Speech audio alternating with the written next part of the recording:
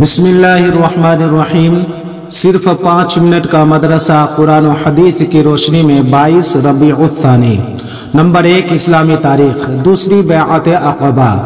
مدینہ منورہ میں حضرت مصعب بن عمیر رضی اللہ تعالیٰ عنہ کی دعوت اور مسلمانوں کی کوشش سے ہر گھر میں اسلام اور پیغمبر اسلام کا تذکرہ ہونے لگا تھا۔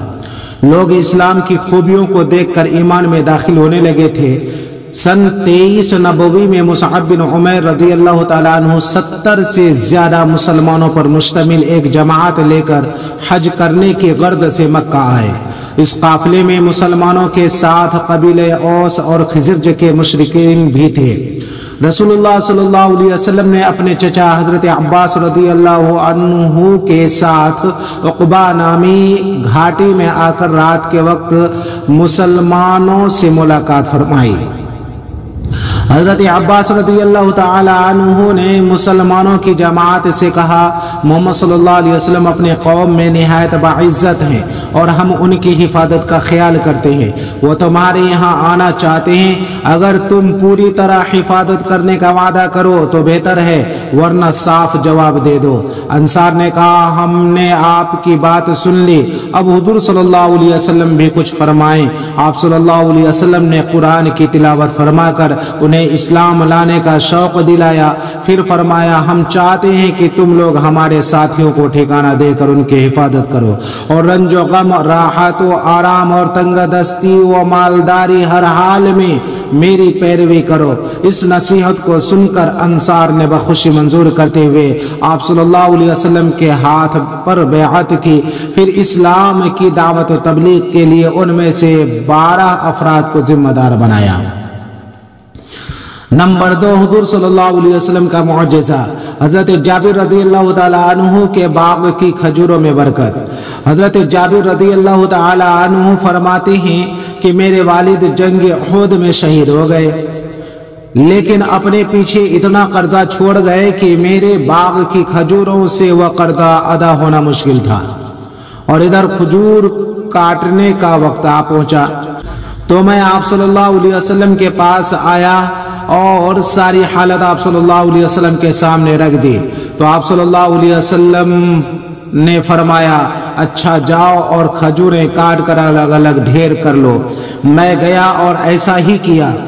پھر حضور صلی اللہ علیہ وسلم آئے اور سب سے بڑے ڈھیر کا 3 بار چکر لگایا اور پھر اس کے پاس بیٹھ گئے اور فرمایا، اپنے قرض خواہوں کو دینا شروع کرو۔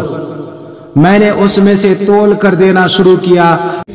اللہ تعالیٰ نے میرے والد کا کل قرضہ ادا کرا دیا، لیکن جتنے ڈھیر تھے سب بچ گئے، اور جس پر حضور صلی اللہ علیہ وسلم تشریف فرما تھے، قسم بخدا وہ ایسا ہی رہا، ایک کھجور بھی اس کی کم نہ ہوئی۔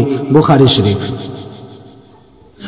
نمبر 3 ایک فرد کے بارے میں دین میں نماز کی اہمیت۔ رسول اللہ صلی اللہ علیہ وسلم نے فرمایا، دین بغیر نماز کے نہیں ہے۔ نماز دین کے لیے ایسی ہے جیسا آدمی کے بدن کے لیے سر ہوتا ہے۔ طبرانی اوسط۔ نمبر 4 ایک سنت کے بارے میں جنت حاصل کرنے کے لیے دعا کرنا۔ جنت حاصل کرنے کے لیے اس دعا کو کثرت سے مانگے، وَجَعَلْنِي مِن وَرَثَةِ جَنَّةِ النَّعِيمِ وَجَعَلْنِي مِن وَرَثَةِ جَنَّةِ النَّعِيمِ۔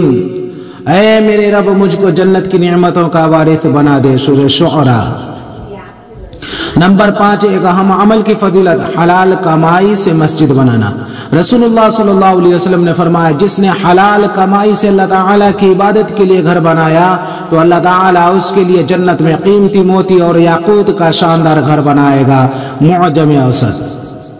نمبر 6 ایک گناہ کے بارے میں، اچھے اور برے برابر نہیں ہو سکتے۔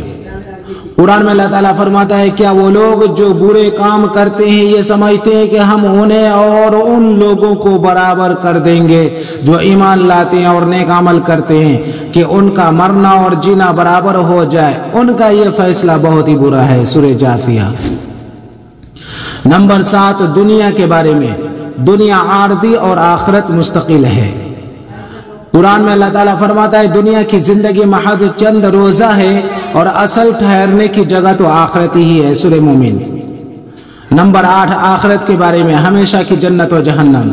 रसूलुल्लाह सल्लल्लाहु अलैहि वसल्लम ने फरमाया अल्लाह ताला जन्नतियों को जन्नत में दाखिल कर देगा और जहन्नमियों को जहन्नम में दाखिल कर देगा।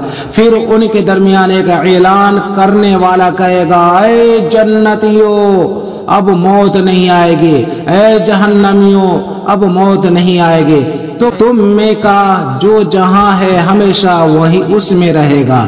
मुस्लिम शरीफ। नंबर 9, तिब्ब नबवी से इलाज, खजूर से इलाज।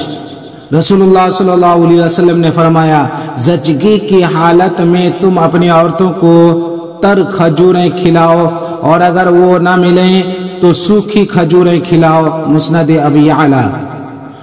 बच्चा की पैदाइश के बाद खजूर खाने से औरत के जिस्म का फासिद खून निकल जाता है और बदन की कमजोरी खत्म हो जाती है।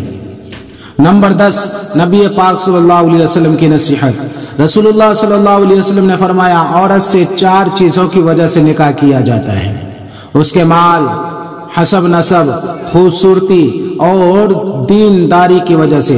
तुम्हारा भला हो, तुम दीनदार औरत को पसंद करके कामयाब हो जाओ। बुखारी शरीफ।